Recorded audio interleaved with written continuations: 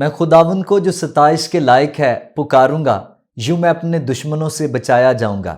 यसु मसीह के बाबरकत और जलाली नाम में आप सबों को सलाम। मैं हूं राशिद यूनुस और आप देख रहे हैं कामयाबी का सफ़र। कामयाबी के इस सफ़र में हम नए गेस्ट के साथ मौजूद हैं और वो गेस्ट किसी तारफ़ के मोहताज नहीं, नहायत हम्बल और मोतबर शख्सियत, मसीही कौम में एक काबिल फ़ख्र नाम, रफ़ी स्टूडियो एंड साउंड्स के सीईओ हमारे दरमियान में हैं। जी, हमारे दरमियान में बहुत प्यारे भाई रफ़ी बरकत साहब। जी नाजरीन, इससे पहले कि हम उनसे बातचीत करें, आइए जो कुछ उनकी ज़िंदगी में खुदा ने बड़े बड़े काम किए, कामयाबी के सेट के वसीला से हम उनकी उन तस्वीरों को, उन कामों को चंद झलकियों में देखते हैं।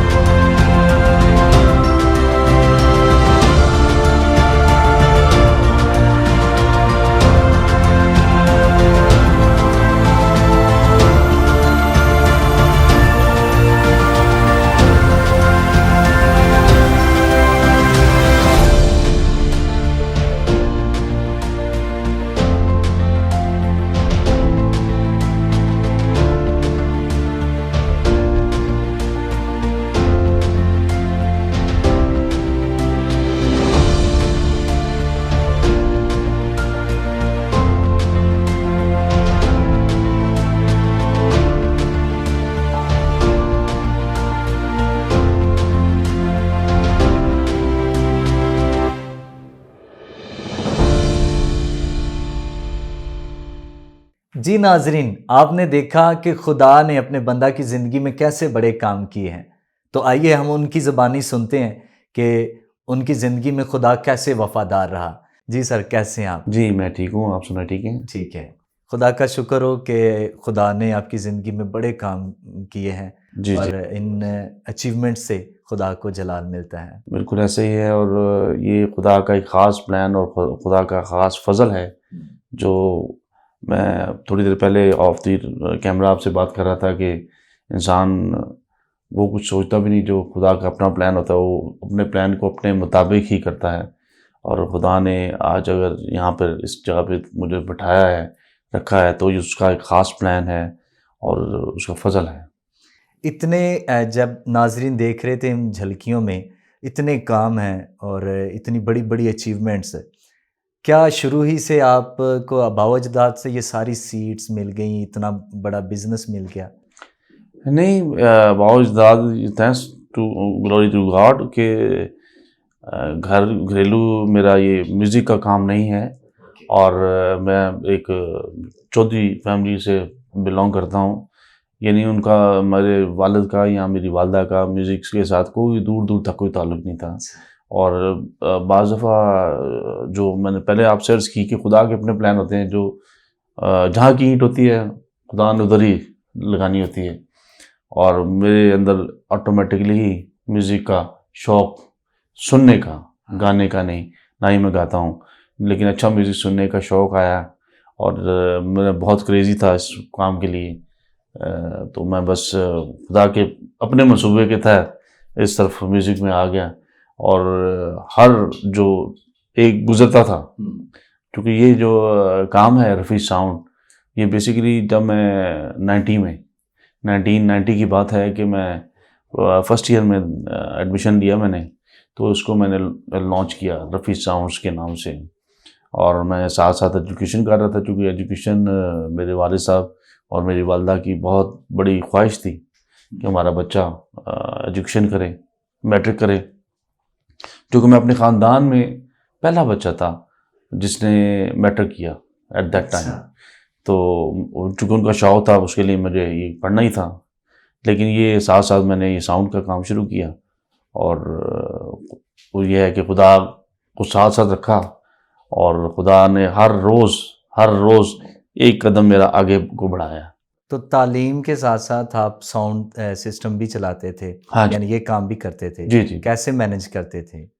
देखिए, ये चूँकि मेरा पैशन था, और जब आपका पैशन आपका प्रोफेशन बन जाता है तो फिर आपको मैनेज करना आसान हो जाता है। तो रफ़ीक भाई, क्योंकि जब आप शाम को अक्सर ये फंक्शंस वगैरह लगते हैं, साउंड का काम अक्सर शाम के वक्त है, और इवन के रात गए तक, तो सुबह क्लास में क्या हालत होती होगी? वो ये है कि चूँकि मैं इस मामले में मैं अपने आप को समझता हूँ कि मैं बड़ा लकी हूँ कि मुझे मेरे टीचर्स थे वो बहुत अच्छे मिले। उनसे सिर्फ एजुकेशन ही मैंने ली, उन्होंने साथ साथ मुझे क्लास में एडिशनल टाइम दे के उन्होंने ज़िंदगी के बारे में भी यानी मुझे सिखाते थे, बताते थे, और मुझे बहुत हिम्मत मिलती थी उनकी उन सारी बातों से कि कैसे ज़िंदगी गुजरती है, कैसे गुजारते हैं। इवन मैं रात को लेट इवन से आया हूँ, दूसरे शहर में गया हूँ, सुबह 6 बजे आया हूँ। तो इवन ऐसा भी हुआ है बहुत दफ़ा कि मैं सुबह आके बस फ्रेश हूँ, नाश्ता किया और मैं कॉलेज चला गया हूँ, क्योंकि मेरी first year, second year, third year, fourth year एक भी मैंने छुट्टी नहीं की। वाह, अमेजिंग। तो कभी नींद नहीं आई क्लास में? नींद बिल्कुल, ये बहुत अच्छा सवाल किया आपने कि एक दफ़ा मैं बीकॉम में यहाँ से पंजाब कॉलेज ऑफ कॉमर्स से बीकॉम किया मैंने 96 में। तो मैं चूँकि बीकॉम का एक सब्जेक्ट है इकोनॉमिक्स का, और ऊपर से वो होता है, अमूमन लोग कहते हैं जी खुश्क सब्जेक्ट है, और उसमें चूँकि पूरा कॉलेज मैंने अटेंड कर लिया, और वो सब्जेक्ट भी ऐसा खुश था, और मेरी नींद से आंखें बंद हो रही थी। और मेरे टीचर जो इकोनॉमिक्स के थे वो मेरे पास आए, उन्होंने मेरे कंधे पे हाथ रखा और पूछा भी क्या मसला है, क्या फील हो रहा है। तो मैंने उन्हें बताया जी मैं रात को चूँकि इवेंट पे था और शहर से बाहर था, मैं सुबह आया हूँ और सोए बगैर मैं कॉलेज आ गया हूँ, तो मुझे नींद आ रही है। तो उन्होंने बड़ी अच्छी एक बात मुझे सिखाई, और मैंने उसको उसी लम्हे अपने अंदर मैंने पेवस्त कर लिया। और उन्होंने कहा कि जब आप ये कोई भी काम है ना, उससे थक जाएं, थकन फील हो या नींद आए, तो आपने अपने दिमाग में एक चीज़ सेट कर लेनी है कि अभी जितना मैंने काम किया इतना तो अभी मैंने और करना है। तो आप उसी लम्हे रिफ्रेश हो जाएंगे। और ये बात हकीकत है कि वही मैंने उसी वक्त सोचा कि मैंने अभी तो बहुत काम करना है, तो मैं उसी लम्हे मेरी नींद जाती रही और मैं फ्रेश हो गया। क्या बात है, क्या! तो ये चूँकि ये छोटे छोटे गोल्स आपने सेट किए, हाँ जी। और फिर आप आगे बढ़ते रहे, तो कितने साल हो गए हैं इस फील्ड के साथ, साउंड्स एंड स्टूडियो के साथ? देखिए जी, मैंने आपको जैसे बताया कि 1990 में मैंने रफ़ी साउंड को लॉन्च किया, स्टार्ट किया, और मैंने बहुत छोटे से पैमाने से, मिडिल क्लास फैमिली से ताल्लुक़, और बहुत छोटी सी अमाउंट से, यानी उस वक्त 20,000 रुपये से मैंने अपना बिज़नेस स्टार्ट किया। अच्छा, 20,000 रुपये से? हाँ जी। और 90 में, और साथ साथ मैं एजुकेशन करता रहा, और फिर मैंने बीकॉम किया। उसके बाद 97 में मैंने साउंड इंजीनियरिंग की। अच्छा, आपने बाकायदा इसके बारे में पढ़ा है? हाँ जी, मुझे फील हुआ कि अब मैं कर तो रहा था साउंड का काम, लेकिन ये था मुझे फील हुआ कि भाई आपको जो काम आप कर रहे हैं, जिसका आपको शौक़ है, उसके लिए आपको बस वो एजुकेशन भी होनी चाहिए, बाकायदा सीखा। हाँ जी, बाकायदा। तो ये है कि मैंने किया। कहाँ से? मैंने जी ये लंदन से किया, मैनचेस्टर में। वाह, इंग्लैंड में मैनचेस्टर है सिटी, वहाँ से मैंने ये 97 में 1.5 साल का कोर्स किया, और फिर मैंने इसमें बाकायदा तौर पे एज ए इंजीनियर जो है जिसे बोल सकते हैं अपना पाँव रखा। क्या बात है। नाज़रीन, ये बात भी हमारे लिए फ़ख्र की बात है। मसीही कौम होते हुए हमारे लिए इस बात के लिए भी फ़ख्र करना बनता है कि एक पढ़े-लिखे और जो साउंड का बाकायदा जिसमें इंजीनियरिंग की है, हमारे साथ वो मौजूद हैं और खुदा ने ना सिर्फ़ उन्होंने स्ट्रगल्स की हैं, बल्कि उन्हें कामयाब भी किया है। और हम जानते हैं कि पाकिस्तान के बड़े-बड़े अदारों के अंदर उनको पहचाना जाता है उनके काम की वजह से। तो आप हमें बताएँगे आपके अचीवमेंट्स में और क्या-क्या है? कहाँ पर आपने काम किए? देखिए जी, जो इस वक्त पाकिस्तान के सब सब तकरीबन टॉप मोस्ट अदारे हैं, जी, जी। जिसमें GHQ है, आर्मी के सिग्नल मैस है, एयर फोर्स है, वाओ! और जितने भी आपके 5 स्टार होटल्स हैं यहाँ पे, मैरियट है, यहाँ पे सरीना है, ठीक है, PC है, तो उनका मैं परमानेंट वेंडर हूँ। और तकरीबन 80 से 90% जितनी एम्बेसीज हैं यहाँ पे इस्लामाबाद में, उनका मैं प्रॉपर वेंडर हूँ, जिसमें American embassy, British embassy, Korean embassy, France embassy, अच्छा, सबका मैं परमानेंट वेंडर हूँ। क्या एज ए बात! वेंडर मैं काम करता हूँ। गॉड ब्लेस यू भाई। थैंक ज़बरदस्त, यू। खुदा का शुक्र। जी सर, ज़बरदस्त कि आपको इन अदारों के अंदर, एम्बेसीज़ के अंदर आपके काम की वजह से, और सबसे बड़ी बात जो कौम के लिए, नाज़रीन के लिए फ़ख्र की भी बात है कि मसीही नौजवान को जब वो देखते हैं कि अच्छा जी इस तरह से काम किया जाता है और क्वालिटी के लिहाज से, ईमानदारी के लिहाज से, तो मैं समझता हूँ कि ये तो पहचान बन गई है। जी तो बिल्कुल। रफ़ी नाम जो है वो आपका कैसे, इस रफ़ी स्टूडियो और फिर रफ़ी स्टूडियो के बाद रफ़ी साउंड्स, तो इसकी कोई पीछे बैकग्राउंड है रफ़ी के पीछे? बहुत बड़ी बैकग्राउंड है जी, बहुत सारे लोगों को बल्कि ये नहीं पता, और मैं आपके प्रोग्राम के बदौलत लोगों से ये बात करना चाह रहा हूँ, उनको बताना चाह रहा हूँ कि रफ़ी कैसे बना और इसका बैकग्राउंड क्या है। और सबसे फर्स्ट ऑफ ऑल तो ये है कि पहले रफ़ी साउंड्स था और रफ़ी स्टूडियो उसके बाद बना। रफ़ी साउंड 1990 में लॉन्च हुआ, और ये जो रफ़ी स्टूडियो है वो 2000 में लॉन्च हुआ, उसके 10 साल बाद। और जहाँ तक बात रही कि रफ़ी की, तो आपको मैं ये एक राज की बात बता रहा हूँ, और आपके प्रोग्राम की तारुफ से लोगों को भी ये बता रहा हूँ कि मेरा जो बाय बर्थ नाम था, जो जब फर्स्ट टाइम बच्चा पैदा होता है उसका बपतिस्मा कराया जाता है, तो मेरा नाम था जमील, जमील बरकत। लेकिन ये मैं बात कर रहा हूँ आज से 40-45 साल, 48 साल पहले। तो उस वक्त मेरा नाम था जमील, लेकिन जिस एरिया में हम रहते थे वो रेडियो का दौर तो था उस वक्त, और रेडियो पे प्रोग्राम नशर हुआ करते थे इंडियन। उसमें मोहम्मद रफ़ी साहब बहुत उस वक्त सुपर डुपर हिट थे और उनके गाने लगा करते थे। और जब ये मैं बात कर रहा हूँ, जब मैं समझ लें कि 3 साल, ढाई 3 साल का हूँगा, जब बच्चा बोलना शुरू होता है, तो मेरी मेमोरी बहुत तेज़ थी शुरू से, बचपन से। तो जो उनका गाना बजता था वो मुझे फ़ौरन याद हो जाता था। तो पूरे एरिया में थोड़ा सा बल्कि भी था, और उस वजह से वो छोटा था और हर बंदा प्यार करता था। वो मुझे वो जो भी बुलाता था, मैं मुझे नाम लेता था, रफ़ी इधर आओ और वो गाना सुनाओ, और मैं मोहम्मद रफ़ी साहब का गाना उनको सुनाया करता था। और उससे फ़ायदा ये हुआ, फ़ायदा ही कहूँगा कि म्यूज़िक चूँकि मेरे अंदर था पहले से, वो जो भी रफ़ी साहब का गाना था मैं सुनता था, फ़ौरन याद हो जाता था, और मैं उनके कहने पे सुनाता था। तो पूरे एरिया में जो हर बंदा मुझे रफ़ी रफ़ी कहना शुरू हो गया। और वो मेरे उस एरिया में एक लेडी थी, और उन्होंने एडमिशन के लिए मुझे ले गई स्कूल सेंट मेरीज़ में, सेंट मेरीज़ ये मरी रोड पे एडमिशन के लिए। तो वो उन्होंने जब पूछा कि नाम, क्योंकि वालदा मेरी तो बिल्कुल पढ़ी नहीं थी, वालिद साहब मेरे बाहर रहते थे सऊदीया में, तो वालदा ने परवरिश की। तो वो लेडी ले गई, उन्होंने जब पूछा नाम, तो उन्होंने कहा जी रफ़ी, वालिद का नाम बरकत। तो मेरा वहाँ पे नाम हो गया रजिस्टर्ड रफ़ी बरकत। तो वो तो अचानक से ये जो राज अफ़शा हुआ कि जब पहली क्लास का मेरा रिज़ल्ट आया, तो मेरी वालदा साथ गई। तो जब उन्होंने नाम पुकारा रफ़ी बरकत, तो मेरी वालदा झगड़ पड़ी उनसे कि ये मेरा बेटा है, इसका नाम जमील है, तो आप इसको रफ़ी क्यों बोल रहे हैं। तो उन्होंने कहा जी नाम, हमें तो जब एडमिशन हुआ, जो लेडी आई थी करवाने के लिए, तो उन्होंने तो नाम बताया था रफ़ी बरकत, हमने अब वो रजिस्टर्ड कर दिया हुआ, तो अब इसका नाम रफ़ी ही रहेगा।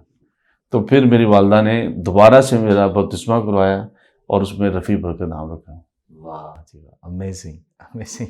देखें कहाँ पर आपकी ज़िंदगी में चेंजेस आए और फिर खुदा ने उसी नाम को लेकर आज।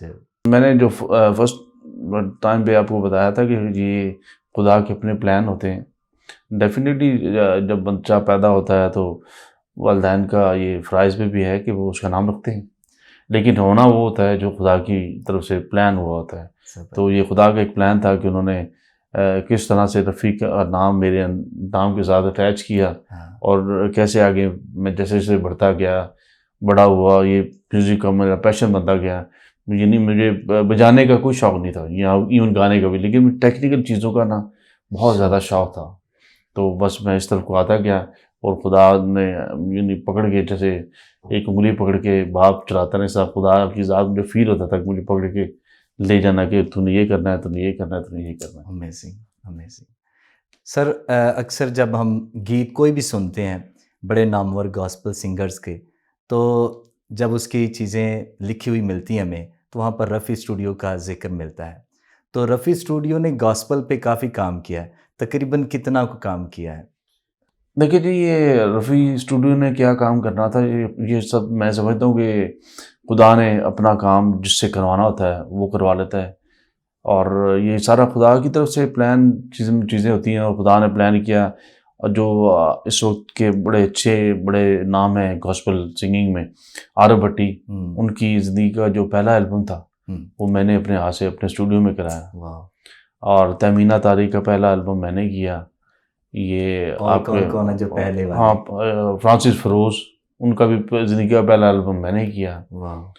और बहुत सारे नाम हैं, आप तो इस तरह बहुत लंबा आपका प्रोग्राम हो जाएगा, लेकिन बहुत ज़्यादा अभी भी आप जितने भी गॉस्पेल टीवी हैं हुँ, और वहाँ पे गीत चल रहे हैं, और उसमें 80% गीत जो हैं वो रफ़ी स्टूडियो के हैं। अमेजिंग अमेजिंग जी, गॉड ब्लेस यू। सच में ये बड़ी खिदमत है। जी, जी, मसीही बिल्कुल। ईमान में भी बड़ा कंट्रीब्यूशन है, मुल्क के अंदर मसीही नाम में भी बड़ा कंट्रीब्यूशन है, जी, बिल्कुल। और खुदा आपको ऐसे ही इस्तेमाल करता रहे। यीशु मसीह आपकी ज़िंदगी में आपको मोटिवेट करने में किस मुकाम पर वो आपका निजात दहिंदा बना? देखिए जी, मैं बता रहा हूँ कि प्लानिंग तो थी खुदा की अपनी, उसने मुझे, जैसे मैंने आपको पहले बताया कि जैसे एक बाप अपने बच्चे को उसकी उंगली पकड़ के चलाता है, इस तरह मुझे फील होता था कि खुदा की खुदा मेरे ज़ात मेरे साथ साथ साथ है है। हाँ, और मुझे वो गाइड कर रहा है। लेकिन जैसे जैसे मैं इसमें इन होता गया, और मुझे आज से 16 साल पहले फील हुआ कि मेरा और खुदा का जो राब्ता है, रिश्ता है, वो कमज़ोर हो रहा है। क्योंकि और आप अचीवमेंट पे हाँ, अचीवमेंट बढ़ते जा अचीवमेंट मिल रहे रही थे। थी, और मैं कमर्शियल होता जा रहा था ज़्यादा। अच्छा, और अच्छा। मुझे ये नहीं, मैं ये नहीं कहूँगा जी मुझे फलाने ने या फलाने ने मुझे इसके लिए तैयार किया या मुझे कहा। ये एक खुदा की तरफ से मेरे अंदर सैटरडे को जब मैं सोया हूँ तो मुझे फीलिंग आई कि भाई मेरा खुदा के साथ जो रिश्ता है कमज़ोर हो रहा है। और मैं चूँकि हर संडे चर्च भी जाता हूँ, तो सुबह जब मैं चर्च गया और जो पास्टर्स थे, और तो वहाँ की बात ये है कि मेरे दिल में ऐसी बात आई, तो वहाँ संडे को अनाउंस हुआ कि आज हम लोगों को बपतिस्मा देने जा रहे हैं। तो मैं फ़ौरन जब इबादत ख़त्म हुई तो मैं उनके पास गया, मैंने पास्टर साहब को कहा कि भी मैंने भी बपतिस्मा लेना है, और यीशु को नए सिरे से पैदा होना है और उसको पूरे तरीके से कबूल करना है। यीशु मसीह को। और मैंने 16 साल पहले फिर बपतिस्मा लिया और यीशु प्रेज़ को गॉड, कबूल किया। Praise God. जी, ज़बरदस्त आपकी ज़िंदगी में खुदा ने कैसे आपको खुद से रियलाइज़ करवाया और खुद से फिर आप तैयार भी हो गए कि मैं मसीह को पहन लूँ। जी, तो बिल्कुल। मसीह में आने के बाद फिर से जब आप दोबारा से खुदा में आए, तो कोई आपकी तरक्की में, आपके बिज़नेस पे असर हुआ? जी, बिल्कुल। मैंने आपको बताया कि जब मैंने अपने अंदर रियलाइज़ किया और खुदा ने मेरे दिल में डाला कि भई आप जो है कमर्शियली ज़्यादा हो रहे हो, तो मैंने जब खुदा को कबूल किया, मसीह को दोबारा से नए सिरे से पैदा हुआ और बपतिस्मा लिया, और ये मेरा ईमान है कि चूँकि लिखा भी है कि जिसको वो चुनता है माँ के पेट से चुन लेता है। हाँ, उसने मुझे चुना हुआ था। मुझे यानी मेरी स्पीड थी, मुझे ऊपर को मैं ग्रो अप कर रहा था, मैं स्पीड थी, यानी मैं समझे कि ऐसे ऊपर को जा रहा था। हुँ, और जब मैंने 16 साल पहले मसीह को कबूल किया, तो जो मेरी स्पीड ऐसे जा रही थी वो ऐसे हो गई। बिल्कुल Amazing. 90 डिग्री पे चलेगी। यानी जो मैं आप इसको ऐसे भी कह सकते हैं कि अगर मैं 40 की स्पीड पे तरक्की कर रहा था तो मैं 140 पे चला गया। वाह, और ये सारा यीशु को कबूल करने के बाद हुआ। यानी मैं उसके बाद ये हुआ कि जिसे आप कहते हैं कि जिस चीज़ को मैंने हाथ लगाना है उसने सोना हो जाना है। अमेजिंग। ये तो नाजरीन के लिए बरकत का बायस होंगी ये हाँ जी, बातें। बिल्कुल ऐसे ही है। अगर आप अपना कोई भी काम कर रहे हैं, बिजनेस कर रहे हैं, कोई भी काम है, कारोबार है, अगर आप वो कर ही रहे हैं और आप समझते हैं कि आपका चल रहा है, लेकिन अगर आप मसीह को इज्जत देते हुए आगे बढ़ेंगे तो जैसे खुदा के बंदे ने बताया कि तरक्की फिर और ज़्यादा मज़ीद निखरती गई। बिल्कुल ऐसा ही है, बिल्कुल हाँ, ऐसा ही है। क्योंकि वेरी वेरी क्लियर देखें, बाइबल में लिखा है कि तरक्की ना मशरक़ से है ना मगरिब से, क्या सिर्फ उसके नाम से है। तो ज़बरदस्त। उसको उसको पहनने की ज़रूरत है। यीशु को एक दफ़ा अपने पास लाने की ज़रूरत है। और फिर आपका अपना आप नहीं रहता। फिर जब वो आपके साथ चल पड़ता है तो आपकी सारी मुश्किलें सीधी हो जाती हैं, आप रास्ते सीधे हो जाते हैं। क्या बात। तो सर कामयाबी के सफ़र प्रोग्राम में हम आपसे पूछना चाहते हैं, आपके नज़दीक यानी रफ़ी स्टूडियो और साउंड्स के आप सीईओ हैं, रफ़ी बरकत की नज़र में कामयाबी क्या है? देखिए जी, कामयाबी इंसान तो पूरी ज़िंदगी उसकी इसी कश्मकश में निकल जाती है कि वो हर आने वाले वक्त में हर रोज़ एक कदम आगे रखे, हर रोज़ एक कदम आगे रखे। लेकिन असल कामयाबी ये है, बीइंग ए क्रिश्चियन मैं बात करूँगा कि जब आपकी वजह से, आपके कामों की वजह से लोगों की ज़िंदगी में चेंज आना शुरू हो, उनके अंदर मोटिवेशन आना शुरू हो, वो समझें कि हम अगर बीइंग ए क्रिश्चियन हैं और उनके अंदर जो अफसरदगी है, बहुत सारे हमारे मसीह जो भाई हैं स्पेशली, वो ये भी सोचते हैं कि भाई नहीं, हम क्रिश्चियन हैं, हमें मौका नहीं मिलेगा। नहीं, मैं मेरा आपके प्रोग्राम के ताल्लुक से ये भी एक पैगाम भी है। और इसका जो आपने क्वेश्चन किया कि कामयाबी क्या है, तो उसको मैं साथ रिलेशन दे रहा हूँ कि बी पॉजिटिव। आप हमेशा पॉजिटिव सोचें और मेहनत करें, पॉजिटिव सोचें और किसी की ज़िंदगी को चेंज करने का बाइस बने कि लोग आपको देख के कहें यार ये बंदा है और क्रिश्चियन है, मसीही है और ये कामयाब है, और आप किसी के लिए गोल बने। ये है कामयाबी। जी, नाज़रीन आपने सुन रहे हैं उनकी बातें कि एक नसीहत करना कोई भी शख्स कर सकता है, लेकिन एक कामयाब जब शख्स बताए तो यकीनन जो कुछ उन्होंने सीखा है वो अपनी ज़िंदगी में राज की बातें हमारे साथ शेयर कर रहे हैं। तो इसलिए गौर से सुनिए कि वो कामयाबी को कैसे डिफ़ाइन कर रहे हैं। देखिए जी, कामयाबी मैं जब फर्स्ट ईयर में था और मेरा पहला डे था वो कॉलेज में। और कॉलेज में बेसिकली आप सब लोग जानते होंगे कि आपको आपके नाम से नहीं पुकारा जाता, आपको आपके रोल नंबर से पुकारा जाता है। और ये देखिए कि मैं ये बात आपसे कर रहा हूँ 90 की, आज से 32 साल पहले की। मुझे अभी तक याद है कि मेरा रोल कॉलेज में रोल नंबर था 47। तो वो मेरे जो टीचर थे उन्होंने मेरा रोल नंबर पुकारा और मैं खड़ा हो गया, यस सर। उन्होंने कहा, पूछा नाम, मैंने बताया मेरा नाम रफ़ी है। उन्होंने कहा पूरा नाम क्या है, मैंने कहा रफ़ी बरकत है। अच्छा, वालिद साहब का नाम, पूछा वालिद साहब का नाम, मैंने कहा जी बरकत। उन्होंने सारी क्लास को मुखातब होके, मैं खड़ा था, मेरे पास खड़े थे, तो बोला जी ये बरकत साहब के बेटे हैं। तो उन्होंने मुझे कहा कि भाई आपके नाम के साथ ये टैग लग गया है कि आप बरकत के बेटे हैं, ये तो हो गया। अब बात तो ये है कि who is the Rafi, Rafi कौन है, ये आपको बताने की ज़रूरत है। और साथ ही उन्होंने एक कोट जो की बात जो मेरे अंदर धंस गई और मैंने उस पर बहुत काम किया। मैंने कहा ऐसा उन्होंने मुझे सिखाया। उन्होंने कहा आपको आज कामयाबी का एक पैमाना बताता हूँ कि आपने अपने आप को चेक कैसे करना है कि आप कामयाब हैं। तो उन्होंने कहा ये रफ़ी है, रफ़ी बरकत के बेटे हैं। लोग उसको अभी जानते हैं बरकत का बेटा, लेकिन जब इनके बाप को लोग ये जानेंगे कि ये रफ़ी का बाप है, that's the meaning of success.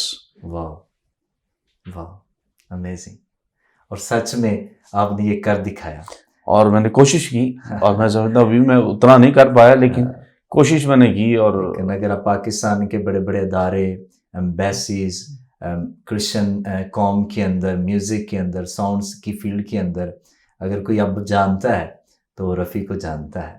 ये जी सादा खुदा का करम काम है, उसका फजल है। Praise God. और वरना इंसान तो हमेशा इंसान जब तक जिंदा है उसकी कोशिश होती है कि एक दिन एक कदम आगे जाए, हर रोज़ एक कदम आगे जाए। आपकी ज़िंदगी में बड़ी स्ट्रगल्स रही हैं, कोई ऐसी स्ट्रगल जिसमें आपको लगा कि यार बहुत थक गया हूँ, बस हो गया? मैं अपने आप को बड़ा खुशकिस्मत समझता हूँ इस मामले में, क्योंकि मेरा बचपन का बड़ा शौक था, ये इलेक्ट्रॉनिक्स में टेक्निकल माइंड था मेरा।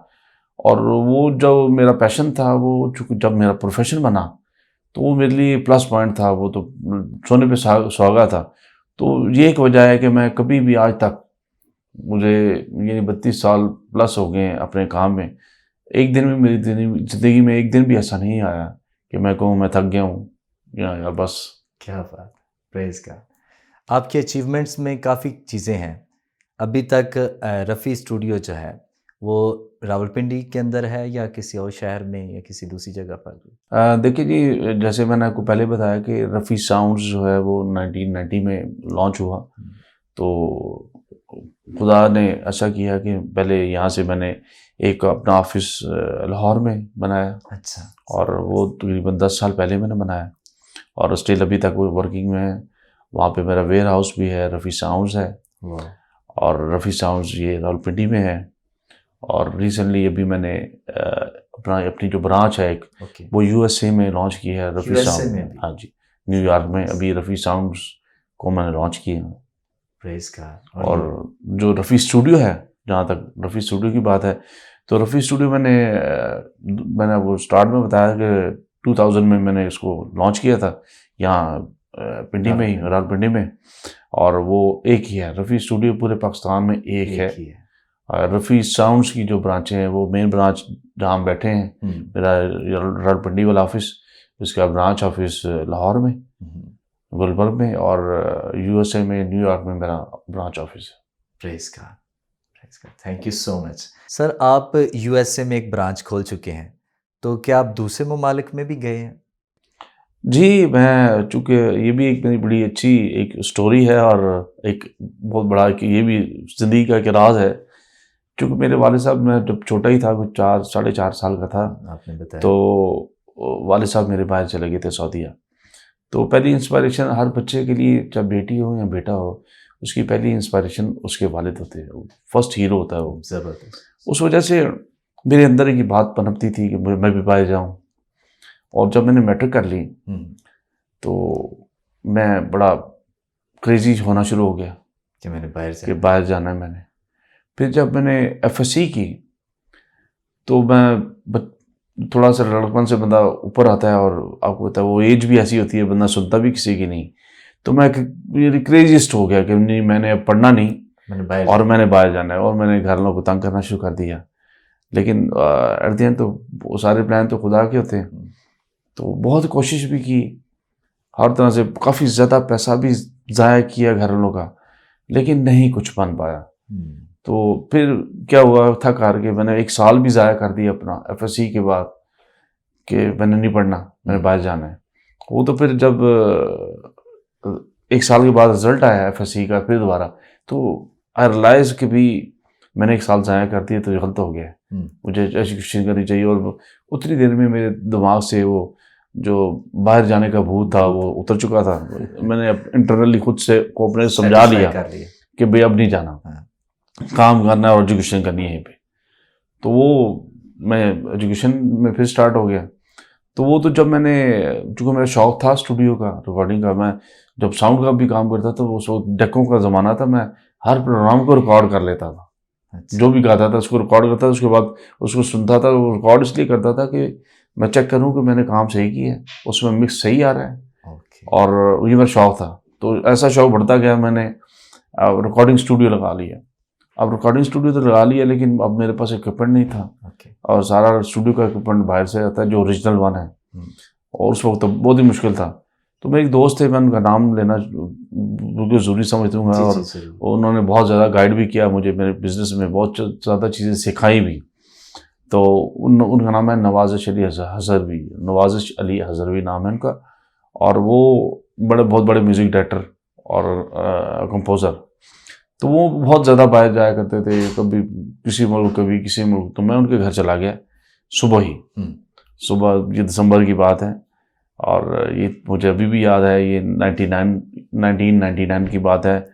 और 22 दिसंबर की बात है। सुबह 10 बजे, मैं सर्दियों में मेरे पास काफ़ी बाइक, ठंड हाँ होती है। ठंड होती, और मेरे पास बाइक होता था। मैं उनके घर चला गया हूँ। वैसे ही मैंने अपनी जेब में पैसे रखे और मैंने उनसे जाकर, जी जब आपने बाहर जाना है तो मुझे बताना है, मैंने आपको पैसे देता हूँ तो भेजिए ना। मैंने स्टूडियो लगा लिया और मुझे इक्विपमेंट चाहिए। तो उन्होंने मुझे फ़ौरन कहा भी ये बाहर तो जब जाएंगे तो हम, आप बात करो तो हम आज ही बाहर चलते हैं। तो मेरे लिए ये बड़ी शॉकिंग न्यूज़ थी कि फ़ौरन उन्होंने कहा भी आज चलते हैं। मैंने कहा कैसे? उन्होंने मुझे साथ लेके, वो चूँकि पेशावर रोड पे वो रहते थे, वहाँ से हम सदर आ गए। वहाँ पे ट्रैवल जो हैं, ट्रैवल एजेंट होते हैं जो टिकट शिकट देते हैं, उनके पास आ गए। उनसे हम सिंगापुर की 2 टिकटें परचेज़ की। और उन्होंने कहा जी आज रात को आपको 11:50 पे आपकी फ़्लाइट है वहाँ से, लाहौर से। मेरे लिए तो ये, मेरे पाँव ना खड़े हों ज़मीन पे। जो बचपन की समझ लें एक ख्वाहिश थी कि मैंने बाहर जाना है, तो अचानक से वो ख्वाहिश फिर पन पड़ी, ऊपर आ गई। मैं घर गया, मैंने कपड़े छोड़ लिए और मैंने अचानक घर लोगों को जब बताया मैं बाहर जा रहा हूँ, तो वो बड़ा परेशान था कि ये क्या बात कर रहा है। इतने दिनों से तो सुकून था। तो वो मैंने बैग लिया, मैं सीधा लाहौर, वहाँ से टिकट ली तो हमारे पास थी, तो सीधा सिंगापुर। 3 दिन में वहाँ से परचेज किए सामान और वापस यहाँ पे पिंडी में, और स्टूडियो लग गया। क्या बात। सन 2000 में रफ़ी स्टूडियो लॉन्च हो गया। ज़बरदस्त। तो ये सारा ये मेरे बाहर जाने का सफ़र था। लेकिन खुदा की ब्लेसिंग ये थी कि देखिए, मैंने जब मेरी मर्ज़ी थी, मैं क्रेजीस्ट था उस वक्त, बहुत क्रेजी था, मैं जाना है। लेकिन खुदा की वो मर्ज़ी नहीं थी, खुदा ने कुछ और तैयार किया होता। हो सकता है उस वक्त मैं किसी तरह से चला जाता बाहर, तो आज मैं इस सीट पे ना बैठा होता। लेकिन खुदा ने चूँकि यहाँ पे बिठाना था, मुझे सरफराजी देनी थी इन लोगों में, तो उसने मुझे सरफराज किया। उन्होंने, देखिए इतने सारे लोग हैं, उनमें आपको उठा के ऊपर बिठाना, ये बगैर खुदा के मदद के नहीं होता। और उस ब्लेसिंग को इस तरह मल्टीप्लाई कर दिया कि मैं उसके बाद 27+ ममालिक में गया हूँ as a sound engineer. Praise God, amazing sir. खुदा का शुक्र हो। नाजरीन, आपने सुना खुदा ने अपने बंदा की ज़िंदगी में बड़े काम किए और उनकी स्ट्रगल्स की वजह से खुदा साथ रहा और खुदा ने अपने मंसूबे जो उसकी ज़िंदगी में खुदा ने रखे थे वो पूरे किए दर्जा बदर्जा। इसलिए जैसा उन्होंने बताया कि शायद कई दफ़ा हम सोचते हैं कि मैं ये चाह रहा हूँ तो ये जल्दी हो जाए, लेकिन खुदा अपने वक्त पर करता है और खुदा ने उनकी ज़िंदगी में वक्त पर किया और ऐन वक्त पर अभी भी कर रहा है। तो इसी तरह खुदा आपकी ज़िंदगी में भी बड़े काम कर सकता है। तो यकीनन ये प्रोग्राम आपके लिए बरकत का बायस बना होगा। आइए हम खुदा के बंदा के लिए, उनके कारोबार के लिए खुदा की हज़ूरी में और ब्लेसिंग और ग्रेस मांगेंगे ताकि खुदा का बंदा मसीह कौम का होनहार बेटा और बढ़ता चला जाए और यीशु को ज़्यादा जलाल मिले। आए हम दुआ मांगें। यीशु मसीह में हमारे ज़िंदा आसमानी बाप, दिल से तेरी शुक्रगुजारी करते हैं कि तू अपने लोगों को उठाता है और तू मज़बला पर से उठाता और उम्रा के बराबर बिठाता है। तेरी ताज़ीम करते हैं। तेरे बंदा भाई रफ़ी बरकत के लिए तेरी शुक्रगुजारी करते हैं। हम तेरी बारगाह अक़दस से मोर ग्रेस, मोर ब्लेसिंग चाहते हैं और चाहते हैं कि खुदा तेरा बंदा तुझ में ग्रो करे और मसीही होते हुए यीशु को जलाल देता हुआ दुनिया की बुलंदियों तक पहुँचे और इसी से तेरे नाम को जलाल मिले। यीशु मसीह के नाम में ये सब कुछ मांगते और पा लेते हैं। आमीन, आमीन। जी नाजरीन, यकीनन ये प्रोग्राम भी आपके लिए बरकत का बायस बना होगा। हम दोबारा मिलेंगे नए गेस्ट के साथ नए एपिसोड में। तब तक देखते रहिए good shepherd television. God bless you all. God bless you all.